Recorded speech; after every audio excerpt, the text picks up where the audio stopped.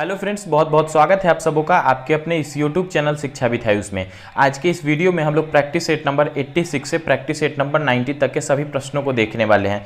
Video को start करने से पहले सभी से एक छोटा सा रिक्वेस्ट रहेगा और जो कि निरंतर आप सबों के बीच में रखता रहूँगा। देखिए, वीडियो को बनाने में काफ़ी ज़्यादा मेहनत लगता है और उस हिसाब से अगर देखेंगे तो व्यूज़ बिल्कुल भी नहीं आ पाता है। आप लोग क्या करते हैं कि ज़्यादा से ज़्यादा इसको शेयर नहीं कर पाते हैं। वीडियो को थोड़ा सा आप लोग लाइक किया कीजिए, अगर वीडियो पसंद आए तो उसको ज़्यादा से ज़्यादा शेयर कीजिए ताकि क्या हो कि मुझे भी आप सबों के तरफ से एक मोटिवेशन मिल सके। तो आशा यही रहेगा सभी से कि ज़्यादा से ज़्यादा वीडियो को शेयर कीजिए। अच्छा लगे तो लाइक ज़रूर कीजिएगा। शेयर करने से ये होता है कि बहुत सारे ऐसे दोस्त हैं जो कि इस चीज़ को पढ़ना चाहते हैं लेकिन उनके पास क्या होता है, यूट्यूब इस चीज़ को सजेस्ट नहीं कर पाता है। तो ज़्यादा से ज़्यादा इसको शेयर करने से यही होगा कि ज़्यादा से ज़्यादा लोग जुड़ेंगे हमारे साथ, आपके साथ जुड़ेंगे ताकि पढ़ने में और ज़्यादा मज़ा आ सके। और बहुत सारी चीज़ें हैं जो आप सबों के समक्ष रखना चाहता हूँ, लेकिन ये है कि परिस्थितियाँ थोड़ी उस तरह की अनुकूल नहीं बन पा रही है। तो जैसे ही सब कुछ थोड़ा सा ठीक होता है, कुछ व्यूज़ आने लगते हैं, मुझे भी थोड़ा सा अंदर से मोटिवेशन, एक आत्मबल अगर मिलता है तो ज़्यादा से ज़्यादा मैं प्रैक्टिस सेट के साथ साथ बहुत सारी चीज़ को मैं आप सबों के समक्ष रखने का प्रयास करूँगा। तो फिर से सभी से एकदम हाथ जोड़ के यही रिक्वेस्ट है, ज़्यादा से ज़्यादा वीडियो को लाइक कीजिएगा, ज़्यादा से ज़्यादा शेयर कीजिए। नए हैं चैनल पर तो चैनल को जरूर सब्सक्राइब कीजिएगा। और इसके पीछे की वीडियोज़ को अगर नहीं देखा है तो आप लोग उस वीडियो को भी देख सकते हैं। काफ़ी इंपॉर्टेंट वीडियो सीरीज आप सबों के समक्ष रख रहा हूँ। आप सबों को पता भी होगा, जो पुराने दोस्त हैं जो जुड़े हुए हैं लगातार, तो उन सभी को पता भी होगा। तो आज का जो पहला प्रैक्टिस सेट है हम लोग का वो है प्रैक्टिस सेट नंबर 86। ठीक है, 86 से 90 कर रहे हैं। 86 पहला प्रैक्टिस सेट है। पहला प्रश्न है कि नीति आयोग की स्थापना कब हुई थी। देखिए, नीति आयोग क्या है, NITI। ठीक है, तो NITI फुल फॉर्म क्या होता है नीति आयोग का, तो इसका फुल फॉर्म होता है national institution for transforming India. ठीक है, नीति आयोग का क्या फुल फॉर्म होता है, तो नीति जो शब्द है NITI, इसका फुल फॉर्म है national institution for transforming India. ठीक है, ये आपका क्या है, सभी को पता भी होगा कि प्लानिंग कमीशन, जिसको योजना आयोग बोलते हैं, तो योजना आयोग को खत्म करके आपका नीति आयोग बनाया गया। कब जो है सो इसकी स्थापना की गई थी, तो 1 जनवरी 2015 को। ठीक है, कब, 1 जनवरी 2015 को इसकी स्थापना की गई थी। मोदी जी के कार्यकाल के बाद वाला जो पहला 1 जनवरी आया था उसी में। ठीक है, और प्लानिंग कमीशन को खत्म किया गया था। प्लानिंग कमीशन जो योजना आयोग था उसी के जैसा यहाँ भी आपके अध्यक्ष जो होते हैं नीति आयोग के, वो प्रधानमंत्री होते हैं। जैसे प्लानिंग कमीशन के अध्यक्ष आपके प्रधानमंत्री होते थे, उसी तरीके से नीति आयोग के अध्यक्ष भी प्रधानमंत्री होते हैं। बढ़ेंगे दूसरे प्रश्न की तरफ। दूसरा प्रश्न है कि भारतीय जनगणना 2011 में जनसंख्या में हुई प्रतिशत वृद्धि 2011 की तुलना में लगभग कितने प्रतिशत हुई। मतलब 2001 की जो जनसंख्या थी और 2011 की जो जनसंख्या है, तो उसमें कितने प्रतिशत की वृद्धि हुई। ठीक है, तो कितने प्रतिशत की वृद्धि हुई, तो 17.5% की। ठीक है, 2001 की जनसंख्या को देखें 2011 के हिसाब से तो 17.5% की वृद्धि हुई है। जनसंख्या का जो ये जनगणना होता है कितने वर्ष पे, तो प्रति 10 वर्ष के अंतराल पे क्या होता है, आपका जनगणना किया जाता है। तीसरा प्रश्न है कि निम्नलिखित में से कौन सा कथन गलत है। तो देखते हैं, पहला कथन आपका कि रेतीली मृदा में पानी का रिसाव दर सबसे अधिक और चिकनी मृदा से सबसे कम होती है, तो ये आपका सही है। दूसरा है कि चिकनी और दमोट मृदाएं गेहूं, चना और धान उगाने के लिए उपयुक्त है, ये भी आपका सही है। तीसरा है कि कपास रेतीली दमोट मृदा में उगाई जाती है, तो ये भी आपका सही है। तो जाहिर सी बात है कि ऑप्शन नंबर डी वाला गलत होगा। डी क्या है कि दमोट मृदा का उपयोग घर है, शायद घर, खिलौना और मूर्तियों बनाने में किया जाता है। तो देखिए, घर हो, मिट्टी के घर होते हैं, खिलौना होती है, मूर्तियाँ जो होती है वो सभी दमोट मिट्टी से नहीं, ठीक है, काली मिट्टी से बनाई जाती है। ठीक है, किस मिट्टी से, काली मिट्टी से जो है सो उसका निर्माण किया जाता है। चौथा प्रश्न है कि भारत में जल क्रांति कब शुरू हुई थी। तो देखिए, भारत में जो जल क्रांति थी यह कब शुरू हुई, तो भारत में आपका जल क्रांति शुरू हुआ था जून 2015 में। ठीक है, कब, जून 2015 में। आगे है तृतीयक उपभोक्ता खाद्य श्रृंखला में डैश में पोषी स्तर बनाते हैं। तृतीयक उपभोक्ता खाद्य श्रृंखला में, ठीक है, चौथा पोषी स्तर बनाते हैं। छठा प्रश्न है कि भारतीय दंड संहिता की धारा डैश गैर कानूनी सभा हेतु दंड से संबंधित है। ठीक है, तो कौन सा जो है सो आपका धारा है, वह धारा है आपका 143। ठीक है, कौन सा, 143। सातवां प्रश्न है कि वेल्थ ऑफ नेशन पुस्तक किसने लिखी है। तो वेल्थ ऑफ नेशन बुक जो है किसके द्वारा लिखा गया है, तो यह बुक सभी को पता भी होगा, एडम स्मिथ के द्वारा। ठीक है, वेल्थ ऑफ नेशन बुक किसके द्वारा लिखा गया है, तो एडम स्मिथ के द्वारा। आगे आठवां प्रश्न है कि सोडियम कार्बोनेट का उपयोग डैश में किया जाता है। ठीक है, सोडियम कार्बोनेट है, इसका उपयोग डैश में किया जाता है। तो देखते हैं, अगर देखें तो सी वाला ऑप्शन है, जल की अस्थायी कठोरता को दूर करने के लिए। ठीक है, सोडियम कार्बोनेट का उपयोग किस लिए किया जाता है? तो जल की अस्थायी कठोरता को दूर करने के लिए। बढ़ेंगे आगे की तरफ। अगला है हमारा प्रश्न कि बायोगैस के संबंध में निम्नलिखित में से कौन सा कथन सत्य है, कौन सा कथन गलत है? तो बायोगैस के संबंध में आपको बताना है कि कौन सा गलत है। पहला है कि बायोगैस में मीथेन 1% से कम होता है, तो यही आपका गलत है। बाकी अगर देखें, बायोगैस बिना धुआं उत्पन्न किए जलता है और कोई अवशेष नहीं बचता, ये सही है। आगे आपका बायोगैस के उत्पाद में पादप अवशेषों, वनस्पति अपशिष्ट और वहित मल का उपयोग किया जाता है। आगे है बायोगैस में गोबर गैस के रूप में भी जाना जाता है। सही बात है, बायोगैस को क्या है, गोबर गैस के रूप में भी जानते हैं। आगे 10वां प्रश्न है कि महापद्म नंद ने डैश साम्राज्य पर शासन किया था। तो महापद्म नंद सभी को पता होगा क्या, कि नंद वंश के संस्थापक के रूप में जाने जाते हैं। ठीक है, किस वंश के? तो नंद वंश के संस्थापक के रूप में जाने जाते हैं। और किस महाजनपद पे इनका जो है शासन रहा था? तो इनका शासन किस महाजनपद पे? तो मगध पे। ठीक है, किस महाजनपद पे? तो मगध साम्राज्य पे जो है इनका शासन रहा था। और इसी नंद वंश के आपके शासक थे घानानंद। ठीक है, तो घानानंद को हराकर ही चंद्रगुप्त मौर्य ने क्या किया था, मगध वंश पे अपना साम्राज्य खड़ा किया था, अपना जो है अस्तित्व जमाया था। आगे है बाकी जो आपको दिख रहे हैं ऑप्शंस, देख लेते एक बार। अवंती जो है, अगर ये आपके क्या है, 16 महाजनपद में से 4 यहाँ पे आपको दिखाए जा रहे हैं। तो राजधानी देख लेते, अवंती है। अवंती की राजधानी क्या हो जाएगी? उज्जैन। ठीक है, अवंती जो महाजनपद था उसकी राजधानी क्या है? उज्जैन। वत्स की अगर राजधानी की बात करेंगे तो वत्स की राजधानी हो जाएगी कौशाम्बी। ठीक है, वत्स की राजधानी क्या हो जाएगी? कौशाम्बी, इलाहाबाद के समीप आपका पड़ता है। कौशल की बात करेंगे तो श्रावस्ती, जो कि वाराणसी के समीप में है। और मगध की राजधानी सभी को पता भी होगा क्या? राजगृह। ठीक है, क्या नाम था? राजगृह। और इससे भी थोड़ा पीछे जाएंगे तो गिरिब्रज बोला जाता था। जगह वही था, नाम आपका चेंज था। आगे 16वीं लोकसभा के अध्यक्ष कौन थे? 16वीं लोकसभा की बात हो रही है। अभी जो लोकसभा चली है वो कौन सी है? वो है 17वीं। ठीक है, तो 17वीं की अगर पूछा जाए तो 17वीं की ओम बिरला है, कोटा से सांसद हैं। ठीक है, कहाँ से? तो राजस्थान के कोटा संसदीय क्षेत्र से सांसद हैं ओम बिरला। 17वीं लोकसभा के अध्यक्ष हैं, लोकसभा के अध्यक्ष। और 16वीं के पूछा गया तो 16वीं के कौन थे? तो सुमित्रा महाजन। ठीक है, कौन थी 16वीं लोकसभा के अध्यक्ष? सुमित्रा महाजन। 15वीं की पूछा जाए तो मीरा कुमार। आगे है 12वां प्रश्न है कि निम्नलिखित में से कौन सा कथन गलत है। ठीक है, तो जो गलत कथन है उसको बता देना है। देख लेते हैं। पहला कथन है कि भारतीय रिजर्व बैंक को 1949 में राष्ट्रीयकरण किया गया। कई बार मैंने इस चीज़ को रिपीट भी किया है कि 1935 में इसका स्थापना हुआ था और 1949 में राष्ट्रीयकरण किया गया था। आगे रिजर्व बैंक ने अप्रैल 1947 तक पाकिस्तान के केंद्रीय बैंक के रूप में कार्य किया था। तो देखिए 1947 तक पाकिस्तान नहीं, बर्मा के केंद्रीय बैंक के रूप में कार्य किया था। अगर पाकिस्तान की बात करेंगे तो पाकिस्तान के केंद्रीय बैंक के रूप में आरबीआई का जो टाइम था वो आपका जुलाई। ठीक है, जुलाई 1948 तक। ठीक है, जुलाई 1948 तक भारतीय रिजर्व बैंक जो है पाकिस्तान के केंद्रीय बैंक के रूप में कार्य किया था। आगे है तीसरा है आपका क्या? भारतीय रिजर्व बैंक की स्थापना हिल्टन यंग आयोग की अनुशंसा के आधार पर की गई है। तो ये आपका सही है। बाकी है भारतीय रिजर्व बैंक ने 1 अप्रैल 1935 को अपना प्रचालन आरंभ किया था। ये भी चीज़ मैंने बताया है पहले भी। आगे 13वां प्रश्न देखते हैं। 13वां है कि लॉर्ड वोल्डेमार्ट। ठीक है, लॉर्ड वोल्डेमार्ट डैश की पुस्तक श्रृंखला के एक काल्पनिक चरित्र हैं। क्या नाम है? लॉर्ड वोल्डेमार्ट। तो कौन सी एक काल्पनिक चरित्र है, काल्पनिक श्रृंखला है जिसके क्या है, एक कैरेक्टर है? तो जेके रॉलिंग। ठीक है, कौन सी? तो जेके रॉलिंग। आगे हो जाएगा 14वां प्रश्न है कि डैश त्रिपुरा का एक प्रमुख पर्व है जिसमें पालतू पशुओं और धन संपत्ति की देवी देवताओं की पूजा की जाती है। तो कौन सा है? इसको बोला जाता है आपका गरिया पूजा। ठीक है, क्या बोलते हैं? गरिया पूजा। कहाँ का एक प्रमुख पर्व है? तो त्रिपुरा का। क्या होता है इसमें? तो पालतू पशुओं और धन संपत्ति के देवी देवताओं की पूजा की जाती है। 15वां प्रश्न है कि निम्नलिखित में से कौन सा मठ सिक्किम में स्थित नहीं है? तो इंचे की बात करेंगे तो सिक्किम में है, रालोंग भी है, पेमा यांगसे भी आपका जो कहाँ पे है? सिक्किम है। लेकिन अगर ताबो मठ की बात करेंगे तो यह जो है आपका हिमाचल प्रदेश में। ठीक है, ताबो मठ कहाँ पे है? तो हिमाचल प्रदेश में हो जाएगा।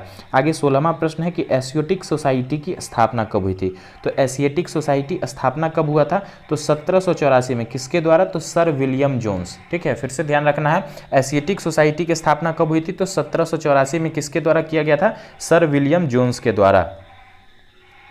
आगे 17वां प्रश्न है कि भारतीय दंड संहिता के अंतर्गत यदि कोई व्यक्ति आत्महत्या करने का प्रयास करेगा तो उसे साधारण कारावास से दंडित किया जाएगा, जिसे डैश तक बढ़ाया जा सकता है या फिर आर्थिक दंड या दोनों में दंडित किया जा सकता है। मतलब यह बोला जा रहा है कि अगर कोई व्यक्ति आत्महत्या करने का प्रयास करता है तो उसको जो है सो कितने दिन के लिए कारा में डाला जा सकता है या फिर कितने दिनों तक उसका जो है सो सज़ा को बढ़ाया जा सकता है।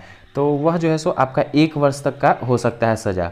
आगे 18वां प्रश्न है कि मृदा की नमी बनाए रखने के लिए जैविक पदार्थ की एक परत से अनावृत भूमि को ढकने की प्रक्रिया को डैश कहा जाता है। ठीक है, तो इसे क्या बोलते हैं? इसे बोलते हैं म्लीचिंग। ठीक है, क्या बोलते हैं? म्लीचिंग बोला जाता है। 19वां प्रश्न है कि बैंकिंग विनियमन, ठीक है, बैंकिंग विनियम अधिनियम 1939 की धारा 25 के अंतर्गत प्रत्येक तिमाही के अंतिम शुक्रवार को व्यवसाय की समाप्ति पर या शुक्रवार को सार्वजनिक अवकाश होने की स्थिति में पूर्ववर्ती कार्य दिवस के व्यवसाय की समाप्ति पर प्रत्येक बैंकिंग कंपनी को भारत में परिसंपत्तियों, भारत में इसकी मांग और समय देताओं के डैश से कम नहीं होनी चाहिए। तो कितने प्रतिशत से कम नहीं होनी चाहिए? तो 75% से कम नहीं होनी चाहिए। आगे 20वां प्रश्न है कि निम्नलिखित में से कौन सा पशु वैदिक भारत में अश्वमेध अनुष्ठान से संबंधित है? ठीक है, तो कौन सा पशु है जो अश्वमेध अनुष्ठान या अश्वमेध यज्ञ जिसको बोला जाता था उससे संबंधित है? तो अश्व का जो मतलब होता है वह होता है घोड़ा। ठीक है, अश्व का क्या मतलब होता है? तो अश्व का मतलब होता है घोड़ा। यह क्या होता था? एक प्रकार का यज्ञ होता था जो कि वैदिक समय में राजा महाराजाओं के द्वारा किया जाता था और काफ़ी जो है सो एक बड़ा बोलता जाता है कि एक वैदिक अनुष्ठान यज्ञ होता था। यह अश्वमेध में किस जानवर से संबंधित है, किस पशु से? तो घोड़े से संबंधित है। आगे है दूसरा प्रैक्टिस सेट है आज का practice set number 87। Practice set number 87 देखते हैं। पहला प्रश्न है कि निम्नलिखित में से कौन सा शब्द नदियों से संबंधित नहीं है? ठीक है, तो नदियों से संबंधित नहीं है वह शब्द बताना है। तो उत्खंड जो है क्या है? नदियों से संबंधित शब्द नहीं है। दूसरा है कि डैश राजा समुद्रगुप्त के दरबार में एक कवि और मंत्री थे। तो राजा समुद्रगुप्त के दरबार में एक कवि और मंत्री थे। क्या नाम था उनका? तो हरिसेन। ठीक है, क्या नाम है? हरिसेन। Option number B. आगे तीसरा प्रश्न है कि डैश एक तमिल पर्व है जिसमें मंदिरों की मूर्तियों को एक अनुष्ठानिक स्नान करने के लिए एक जुलूस में एक जल निकाय तक ले जाया जाता है। ठीक है, तो तमिल पर्व है जिसमें क्या होता है कि मूर्तियों को जो है सो अनुष्ठानिक स्नान के लिए क्या होता है? एक जुलूस के द्वारा एक जल निकाय। कहने का क्या मतलब कि कहीं भी जो है सो जल निकाय होगा, मतलब कोई तालाब हो सकता है या फिर कोई नदी हो सकती है, वहाँ तक ले जाया जाता है। यह कौन सा जो है सो आपका त्यौहार है? तो यह कौन सा त्यौहार है? यह त्यौहार है आपका मासी मागम। ठीक है, क्या है? मासी मागम। आगे चौथा प्रश्न है कि द डेसिपल चैतन्य तमहाने की डैश में एक पुरस्कार विजेता फिल्म है। ठीक है, तो किस भाषा में बनी है यह फिल्म? तो यह फिल्म है आपकी मराठी भाषा की। ठीक है, कौन सी? तो मराठी भाषा। आगे पांचवा प्रश्न है कि आर्थिक सर्वेक्षण, ठीक है, आर्थिक सर्वेक्षण डैश में आर्थिक को भोजन की थाली से संबंधित करने का प्रयास में थॉलीनॉमिक्स की अवधारणा प्रस्तुत की गई थी। ठीक है, तो किस में की गई थी? तो ये आपका वर्ष 2019 से 20 में। आगे छठा प्रश्न है कि निम्नलिखित में से कौन सा अधिनियम भारतीय न्यायालयों के न्यायाधिकार क्षेत्र से बाहर रहकर भारत में कानून की प्रक्रिया से बचने वाले अपराधियों को निरुद्ध करने के लिए उपाय प्रदान करता है? तो वह कौन सा आपका जो है सो अधिनियम है? तो वह अधिनियम है भगोड़ा आर्थिक अपराधी अधिनियम 2018। ठीक है, कौन सा है? भगोड़ा आर्थिक अपराधी अधिनियम 2018। आगे है सातवां प्रश्न है कि मुस्लिम महिला अधिनियम 19 सितंबर डैश को प्रभावी हुआ था। कौन सा? तो वैवाहिक अधिकारों के संरक्षण हेतु आपका अधिनियम था। तो यह जो है सो किस वर्ष प्रभावी हुआ था? यह आपका वर्ष 2018 में। ठीक है, कौन सा? मुस्लिम महिला अधिनियम किससे संबंधित है? वैवाहिक अधिकारों का संरक्षण से। ये 3 तलाक वाला मामला आपको दिख रहा है। आगे है आठवां प्रश्न है कि बैंकिंग विनियमन, ठीक है, बैंकिंग विनियमन अधिनियम 1949 की धारा डैश में भारत में निगमित किसी बैंकिंग कंपनी को अपने बोर्ड में किसी ऐसे व्यक्ति को निदेशक नियुक्त करने से निषिद्ध करती है जो किसी अन्य बैंकिंग कंपनी का निदेशक हो। ठीक है, तो कौन सा ऐसा धारा है, कौन सा ऐसा आपका जो है सो लॉ है? तो वो है आपका धारा 16। ठीक है, कौन सा? धारा 16। आगे है 9वां प्रश्न है कि काल्पनिक कस्बा मालगुडी डैश द्वारा लिखित कहानियों में वर्णित किया गया था। तो मालगुडी जो है सो किसमें है? तो मालगुडी डेज एक आपका क्या था? एक उपन्यास हुआ करता है। किसके द्वारा लिखा गया? तो आर.के. नारायण। एक और काफ़ी फेमस है तो स्वामी एंड फ्रेंड्स, ये भी किसके द्वारा लिखा गया? तो आर.के. नारायण जी के द्वारा ही। आगे 10वां प्रश्न है कि पाणिनि कौन थे। ठीक है, पाणिनि की बात हो रही है। तो पाणिनि कौन थे? तो एक विद्वान जिन्होंने संस्कृत भाषा का व्याकरण तैयार किया था। ठीक है, कौन? तो एक ऐसे विद्वान थे जिन्होंने संस्कृत भाषा का क्या किया था? व्याकरण तैयार किया था। आगे 11वां प्रश्न है। तो 11वां प्रश्न देखेंगे, पूछा जा रहा है कि सौभाग्य योजना किस मंत्रालय के अंतर्गत आता है। सौभाग्य योजना जो है सो किस मंत्रालय के अंतर्गत आता है? तो यह आपका ऊर्जा मंत्रालय के अंतर्गत। ठीक है, किस मंत्रालय के अंतर्गत? तो ऊर्जा मंत्रालय के अंतर्गत आता है। आगे है 12वां प्रश्न है कि डैश अपने पिता और बड़े भाई की मृत्यु के बाद थानेश्वर का राजा बना था। तो थानेश्वर का राजा कौन था? दिए गए ऑप्शंस में से हर्षवर्धन हो जाएंगे। ठीक है, और किसकी मृत्यु के बाद? तो अपने पिता और बड़े भाई की मृत्यु के बाद। तो ऑप्शन नंबर सी यहाँ पे राइट आंसर हो जाएगा। देखिए, अगर बात करेंगे हर्षवर्धन के पिता की तो क्या नाम था उनका? उनका नाम था प्रभाकर वर्धन। ठीक है, क्या नाम था? प्रभाकर वर्धन उनके पिता थे। और बड़े भाई थे, उनका क्या नाम था? तो उनका नाम था राज्यवर्धन। ठीक है, क्या नाम था? राज्यवर्धन। राज्यवर्धन। हर्षवर्धन के बड़े भाई का क्या नाम था? राज्यवर्धन। और पिता का क्या नाम था? तो प्रभाकर वर्धन। आगे 13वां प्रश्न है कि निम्नलिखित में से कौन सा पुरातात्विक स्थल गुजरात राज्य से बाहर स्थित है। ठीक है, तो गुजरात से बाहर है, देख लेते हैं। अमरपुरा की बात करेंगे तो गुजरात में है। धौलावीरा भी आपका गुजरात में है। रंगपुर की बात करेंगे तो ये भी गुजरात में है। लेकिन अगर राखी गढ़ी की बात करेंगे तो राखी गढ़ी जो पुरातात्विक स्थल क्षेत्र है किस राज्य में पड़ता है? तो ये हरियाणा के हिसार जिले में। ठीक है, कहाँ पे? हरियाणा के हिसार जिले में है। ठीक है, कहाँ पे है? हरियाणा के हिसार जिले में राखी गढ़ी। बाकी दिए गए ऑप्शंस को देखते हैं, अमरपुरा हो, धौलावीरा हो या रंगपुर, तीनों के तीनों कहाँ पे है? ये सभी गुजरात में है। 14वां प्रश्न है कि भारत की संवैधानिक सभा में मौलिक अधिकारों, अल्पसंख्यकों एवं जनजातियों व बहिष्कृत क्षेत्रों से संबंधित सलाहकार समिति के अध्यक्ष डैश थे। ठीक है, तो कौन थे सलाहकार समिति के अध्यक्ष? तो वो थे आपके वल्लभ भाई पटेल। ठीक है, कौन थे? सरदार वल्लभ भाई पटेल। 15वां प्रश्न है कि विश्व मौखिक स्वास्थ्य। ठीक है, विश्व मौखिक स्वास्थ्य दिवस प्रतिवर्ष डैश को मनाया जाता है। तो विश्व मौखिक स्वास्थ्य दिवस प्रतिवर्ष किस तिथि को मनाते हैं? तो 20 मार्च को मनाते हैं। ठीक है, किस तिथि को? 20 मार्च को। आगे 16वां प्रश्न है कि लाइकेन सहजीवी है। तो लाइकेन किसका सहजीवी होता है? तो शैवाल और कवक का। ठीक है, लाइकेन सहजीवी है शैवाल एवं कवक का। आगे है 17वां प्रश्न है कि दिघ निकाय। ठीक है, दिघ निकाय डैश के प्रवचनों का एक संग्रह है। तो दिघ निकाय जो है सो किसके प्रवचनों का संग्रह है? तो बौद्ध धर्म के प्रवचनों का एक संग्रह है। क्या नाम है? दिघ निकाय। आगे है 18वां प्रश्न है कि किसान रेल। ठीक है, किसान रेल योजना के अंतर्गत प्रथम रेल परिवहन सेवा डैश को प्रारंभ हुई थी। तो किसान रेल योजना के अंतर्गत पहला जो रेलवे परिवहन सेवा था कब आरंभ किया गया था? तो यह आपका 7 अगस्त 2020 को। ठीक है, कब? तो 7 अगस्त 2020 को आरंभ किया गया था। 19वां प्रश्न है कि प्रवासी रोजगार डैश की एक पहल है जो नौकरी के इच्छुक लोगों को उपयुक्त नियोक्ताओं से जोड़ने की आवश्यकता पूर्ति करती है। ठीक है, तो कौन सी हो जाएगी? वो हो जाएगी आपकी सोनू सूद के द्वारा। ठीक है, किसके द्वारा यह पहल की गई है? तो सोनू सूद के द्वारा जो है सो यह आपका पहल किया गया है। 20वां प्रश्न है इनाम गांव उत्खनन स्थल डैश नदी के किनारे है। तो इनाम गांव उत्खनन स्थल है कहाँ पे है? तो ये आपका महाराष्ट्र राज्य में। ठीक है, किस राज्य में हो जाएगा? तो महाराष्ट्र राज्य में। और किस नदी के किनारे है? तो यह जो है सो आपका देखेंगे तो घोर नदी के किनारे हो जाएगा। ठीक है, किस नदी के किनारे? घोर नदी के किनारे। नेक्स्ट है आपका प्रैक्टिस सेट नंबर 88 है। ठीक है, नेक्स्ट प्रैक्टिस सेट कौन सा है? Practice set number 88। देखते हैं, पहला प्रश्न है कि जोजिला दर्रा कहाँ पर स्थित है। तो जोजिला की बात होगी तो जोजिला दर्रा जो है यह किस राज्य में? तो जम्मू कश्मीर राज्य में। ठीक है, जोजिला दर्रा कहाँ पे है? तो जम्मू कश्मीर राज्य में हो जाएगा। आगे है दूसरा प्रश्न है कि किस संविधान संशोधन के तहत मौलिक कर्तव्य जोड़े गए। तो देखिए, मौलिक कर्तव्य को जो संविधान में जोड़ा गया। ठीक है, मौलिक कर्तव्य को जो संविधान में जोड़ा गया किस संशोधन के तहत? तो 42वां संविधान संशोधन। ठीक है, कौन सा संशोधन? तो 42वां संविधान संशोधन, जिसको मिनी संविधान संशोधन के नाम से भी जानते हैं। कब जो है सो 42वां संविधान संशोधन किया गया था? तो 1976 में। ठीक है, क्या हुआ था इसमें? तो मौलिक कर्तव्य को जोड़ा गया था। तीसरा प्रश्न है कि जीका वायरस रोग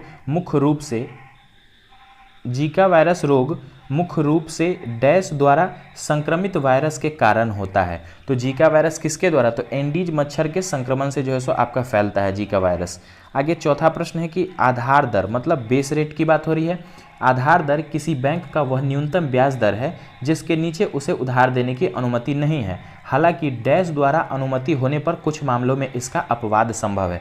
तो किसके द्वारा जो है सो उसमें अनुमति दिया जा सकता है, मतलब कि बेस रेट से भी कम रेट में क्या होगा कि किसी को कह सकते हैं तो लोन दिया जा सकता है। तो किसकी अनुमति पे, तो वहाँ पे किसकी अनुमति चलेगी, जब भी चलेगी तो भारतीय रिजर्व बैंक की ही चलेगी। ठीक है, बैंकों का बैंक बोला जाता है आरबीआई को, रिजर्व बैंक ऑफ इंडिया को। आगे है 5वां प्रश्न है कि निम्नलिखित में से कौन सी पुस्तक एम.के. गांधी द्वारा नहीं लिखी गई है। तो मतलब गांधी जी के द्वारा नहीं लिखा गया है। देखते हैं नेचर क्योर की बात करेंगे तो गांधी जी के द्वारा लिखी पुस्तक है। इंडिया होम रूल भी उनके द्वारा लिखी गई है। इंडिया ऑफ माई ड्रीम, तो इंडिया ऑफ माई ड्रीम ये भी किसके, गांधी जी के द्वारा ही लिखी गई है। लेकिन जो आपका बी नंबर ऑप्शन है गोल्डन थ्रेशोल्ड, तो यह जो बुक है यह सरोजनी नायडू के द्वारा, ठीक है, किसके द्वारा, तो सरोजनी नायडू जी के द्वारा लिखी गई बुक है। 6ठा प्रश्न है कि निम्नलिखित में से किसका निर्माण तुगलक काल में नहीं हुआ था। तो देखते हैं तुगलक काल में जो है सो किसका निर्माण नहीं हुआ था। खिरकी मस्जिद की बात करेंगे, यह तुगलक काल की ही है। फिरोज शाह कोटला भी जो है सो आपका तुगलक काल का ही है। जामा मस्जिद की बात करेंगे तो यह जो है सो आपके मुगल काल का जो है सो एक देखेंगे तो कलाकारी है। जामा मस्जिद की अगर बात करें किसके द्वारा, शाहजहाँ के द्वारा जो है सो इसका निर्माण करवाया गया। बाकी तुगलकाबाद भी तुगलक टाइम का ही है। 7वां प्रश्न है कि भूगोल में, ठीक है, भूगोल में मिएंडर की विशेषता मुख्य रूप से निम्नलिखित में से किस विकल्प से संबंधित है। तो भूगोल में जो मिएंडर है उसकी विशेषता मुख्य रूप से किससे संबंधित है, तो नदी से, ठीक है, किससे, नदी से संबंधित है। आगे 8वां प्रश्न है कि प्रीटा ड्यूएरा, ठीक है, क्या है, प्रीटा ड्यूएरा शब्द के बारे में निम्नलिखित में से कौन सा कथन सही है। ठीक है, तो कौन सा कथन सही है इसके बारे में तो देखते हैं। प्यूटा डुएरा का क्या मतलब होता है कि यह पत्थर की दीवारों में कीमती नगीनों और रत्नों को जोड़ने की एक तकनीक है। ठीक है, क्या है, प्यूटा डुएरा क्या है, तो एक पत्थर की दीवारों में कीमती नगीनों और रत्नों को जोड़ने की एक तकनीक होती है। आगे है 9वां प्रश्न है कि निम्नलिखित में से कौन सा स्थान जहांगीर की कब्र से संबंधित है। ठीक है, तो जहांगीर की जो कब्र है कहाँ पे है, तो जहांगीर का जो कब्र है कहाँ पे, यह लाहौर में हो जाएगा। ठीक है, जिसको मकबरा भी बोला जा सकता है। आगे 10वां प्रश्न है कि मोहनजोदड़ो की नृत्य करती हुई लड़की की प्रतिमा किससे बनी थी। तो मोहनजोदारो शब्द का क्या शाब्दिक अर्थ होता है, तो इसका अर्थ होता है मृतकों का टीला। ठीक है, और वहाँ जो आपकी नृत्य करती हुई लड़की की प्रतिमा मिली थी वह किससे बनी हुई थी, तो कांस्या से। ठीक है, किससे, कांसा धातु से बनी हुई थी। आगे है आपका 11वां प्रश्न है। 11वां प्रश्न है कि निम्नलिखित में से कौन सा युग्म सही नहीं है। ठीक है, तो जो सही नहीं है वह बताना है। तो पेले जो थे ब्राज़ील के फुटबॉलर थे।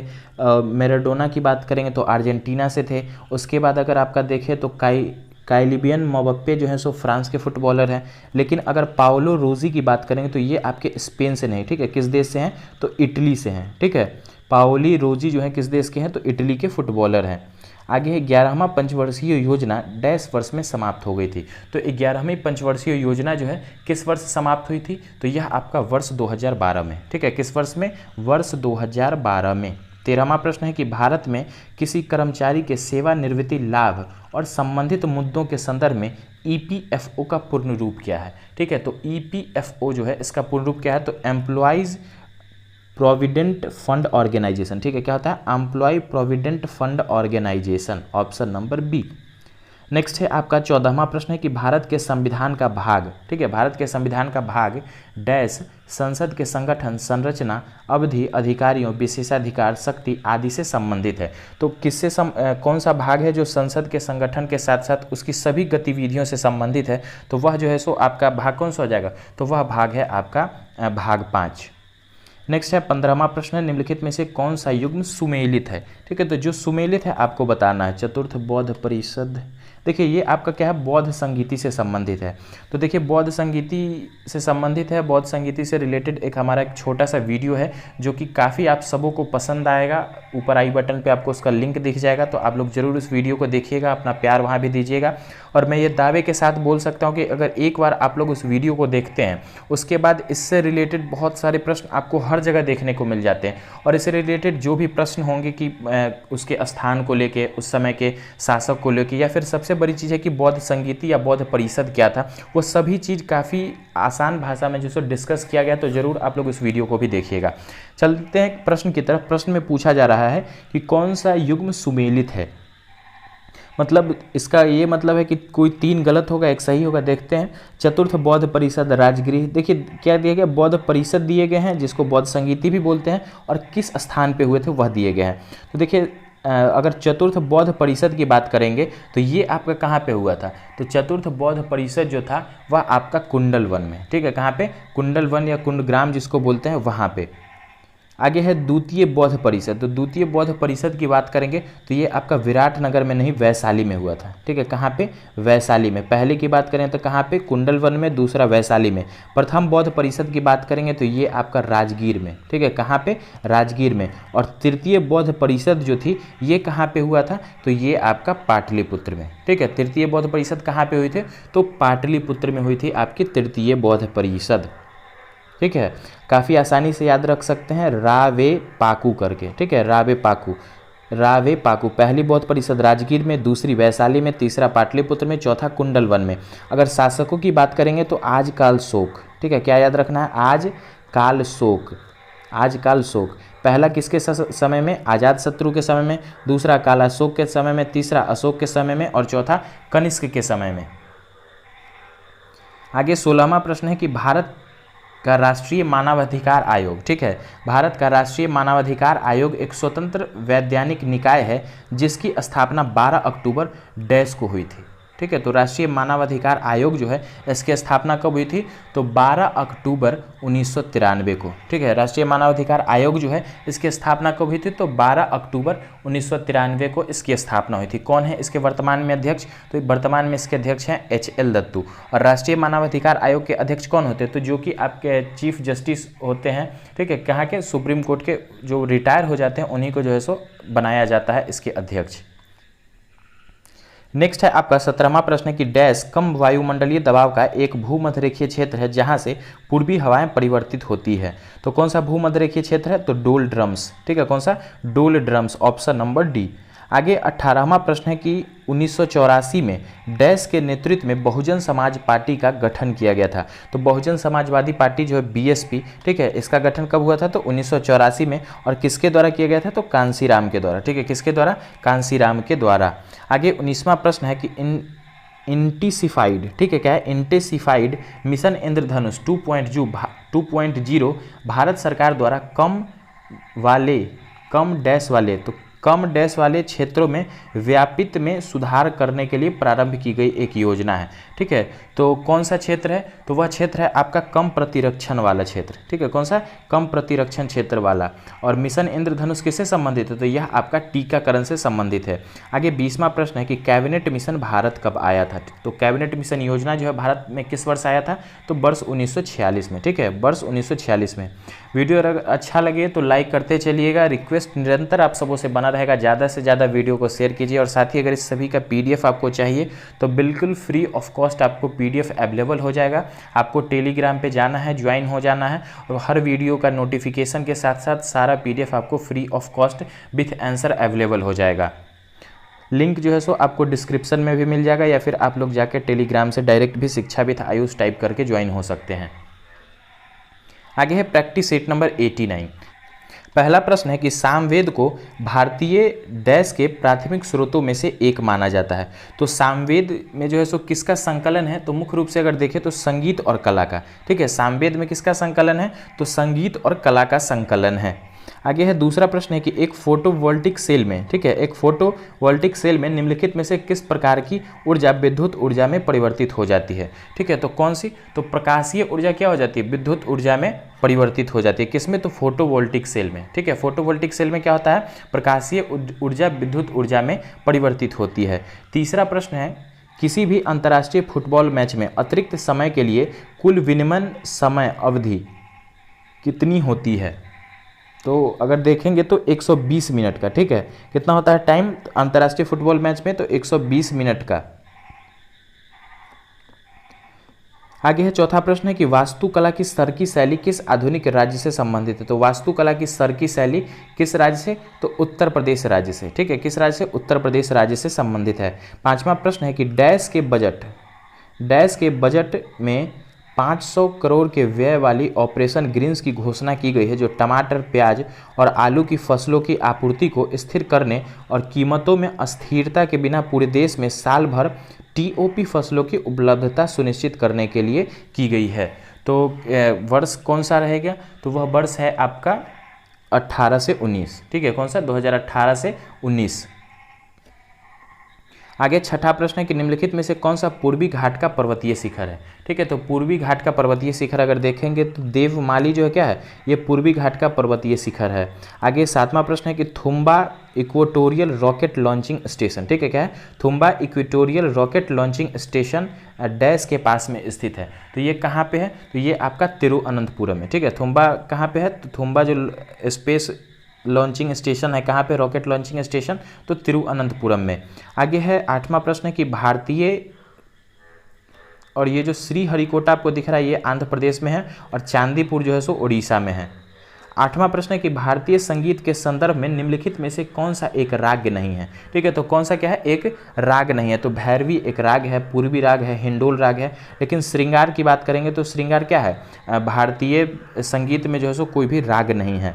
नौवां प्रश्न है निम्नलिखित में से कौन सा युग्म सुमेलित नहीं है? ठीक है, तो जो सुमेलित नहीं है उसको बता देना है। देख लेते हैं, फैराजी आंदोलन बंगाल में हुआ था। मोपला विद्रोह की बात करेंगे तो मालाबार क्षेत्र में हुआ था। पॉलीगर विद्रोह आपका कुरनूल में हुआ था। कूका आंदोलन जो है यह आपका असम में नहीं। ठीक है, कूका आंदोलन की अगर बात करेंगे तो यह आपका पंजाब में। ठीक है, पंजाब में जो कूका के सिख समुदाय होते हैं, कूका सिख समुदाय, उनके द्वारा जो है सो यह आंदोलन किया गया था। तो ऑप्शन नंबर सी यहाँ पे जो है सो राइट आंसर होगा। कूका आंदोलन असम से नहीं, पंजाब से संबंधित है। आगे 10वां प्रश्न है कि भारत सरकार ने किस वर्ष में केंद्रीय ग्रामीण स्वच्छता कार्यक्रम शुरू किया था? तो केंद्रीय ग्रामीण स्वच्छता कार्यक्रम भारत सरकार के द्वारा किस वर्ष शुरू किया गया था? तो यह आपका जो है सो वर्ष 1986 में। ठीक है, 1986 में।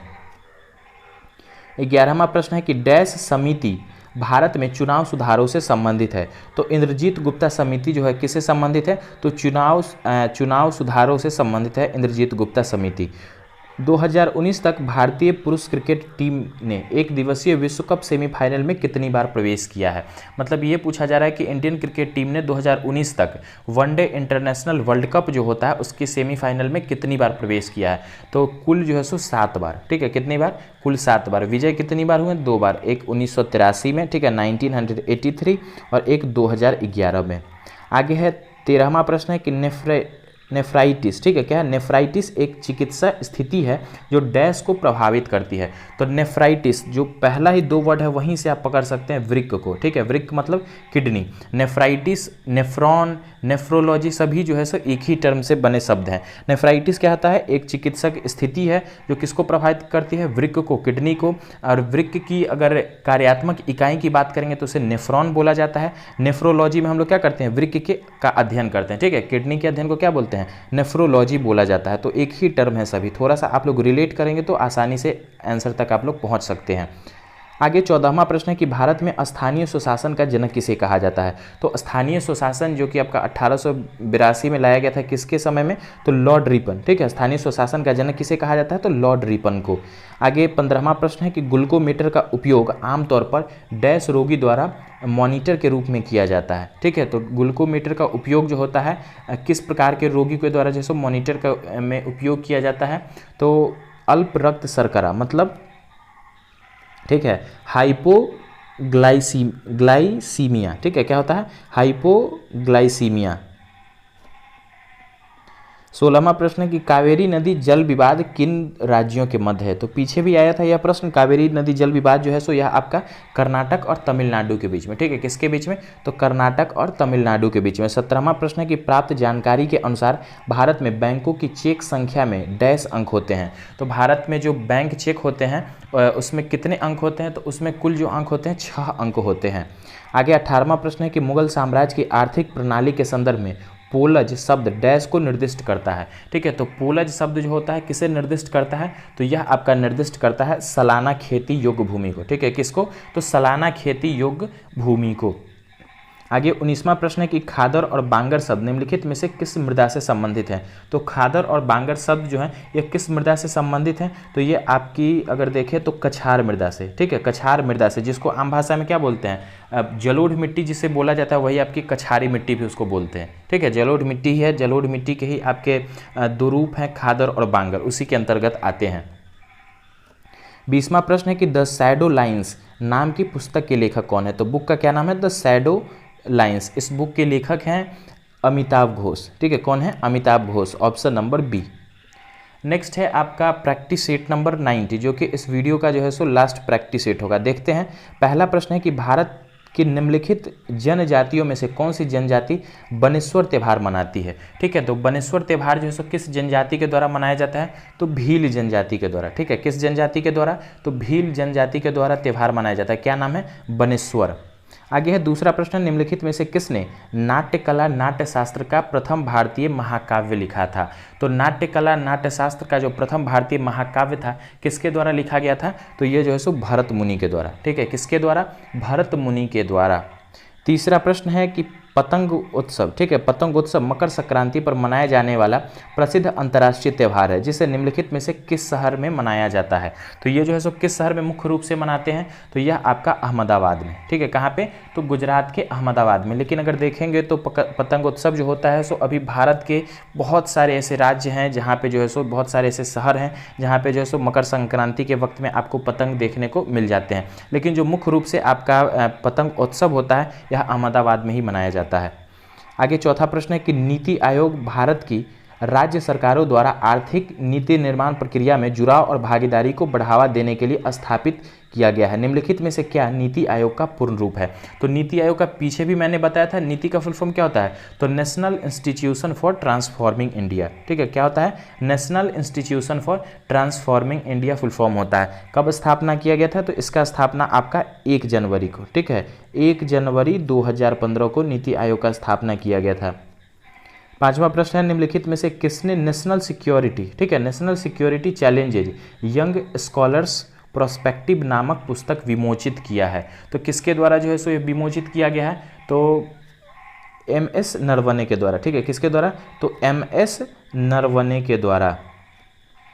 छठा प्रश्न है, निम्नलिखित में से किस वर्ष में भारत में स्वापक औषधि और मनः प्रभावी पदार्थ अधिनियम लागू किया गया। मतलब narcotics drugs and psychotropic subject act को किस वर्ष लागू किया गया था, तो यह आपका लागू किया गया था वर्ष 1985 में, ठीक है, कब, तो वर्ष 1985 में। मतलब नारकोटिक्स का जो एक्ट है कब लागू किया गया, 1985 में। 1985 में आपका सार्क का गठन भी हुआ था, ठीक है, क्या सार्क का गठन भी हुआ था। द्रोणाचार्य पुरस्कार की शुरुआत भी आपका 1985 से हुआ था। तो 3 टर्म ध्यान रखिएगा, द्रोणाचार्य पुरस्कार की शुरुआत, आपका सार्क सदस्य जो देश हैं उसके समूह का संगठन जो बना था, और उसके बाद नारकोटिक्स ड्रग्स का जो आपका एक्ट था वह आपका 1950 में ही आया था, 1985 में आया था।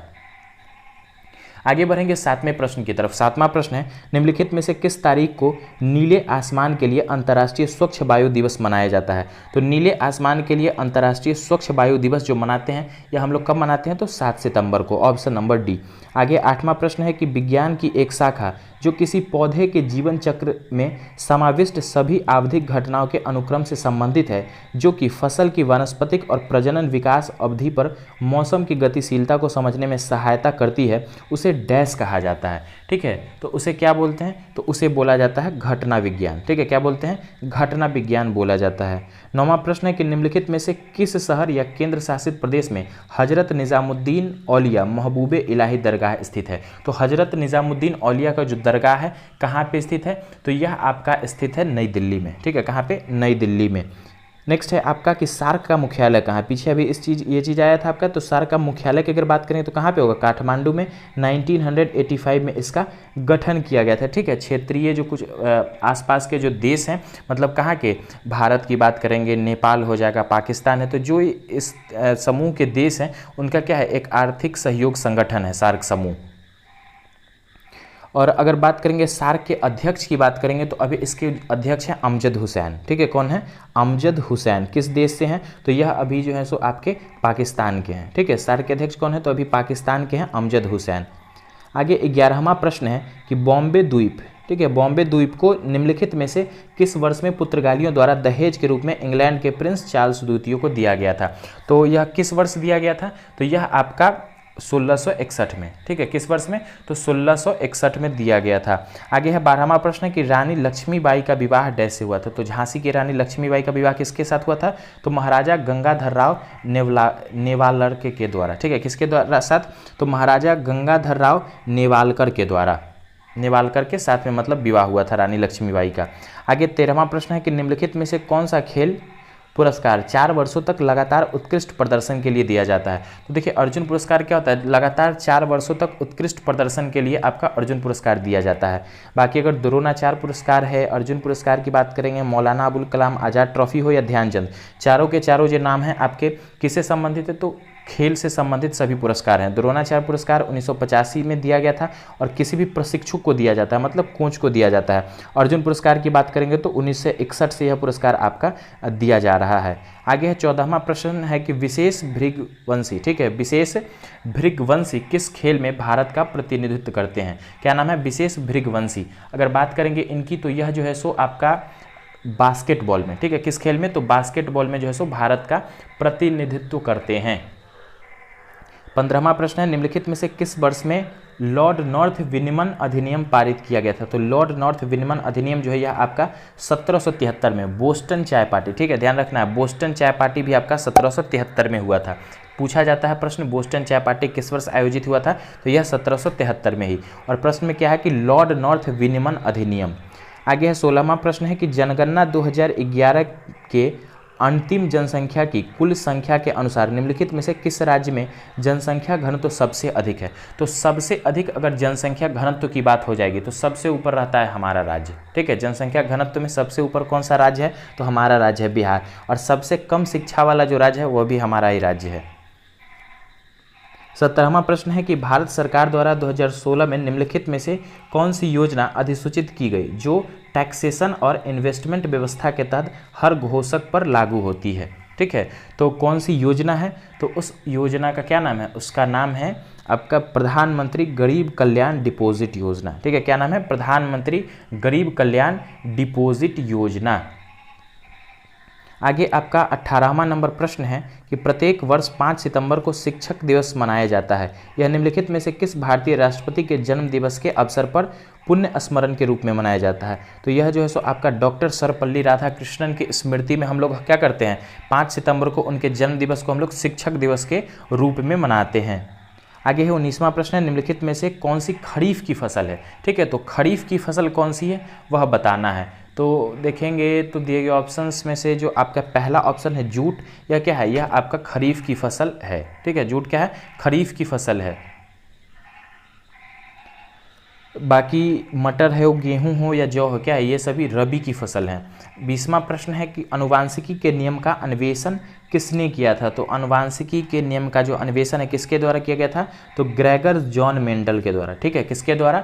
तो ग्रेगर जॉन मेंडल के द्वारा। तो इस तरह से आज का आपका प्रैक्टिस सेट कंप्लीट होता है। 86 से 90 तक का प्रैक्टिस सेट था। ज़्यादा से ज़्यादा शेयर कीजिएगा। वीडियो अगर पसंद आए तो लाइक ज़रूर कीजिएगा। सभी दोस्तों में शेयर कीजिएगा जो भी कॉम्पिटिटिव एग्जाम का प्रिपरेशन कर रहे हैं, जीके जीएस जानने में इच्छुक हैं, पढ़ने समझने में जो इच्छुक हैं, जानना चाहते हैं, सब तरह के प्रश्न को पढ़ना चाहते हैं, तो सभी के साथ इसको शेयर कीजिएगा। वीडियो में लास्ट तक बने रहने के लिए फ्रेंड्स बहुत बहुत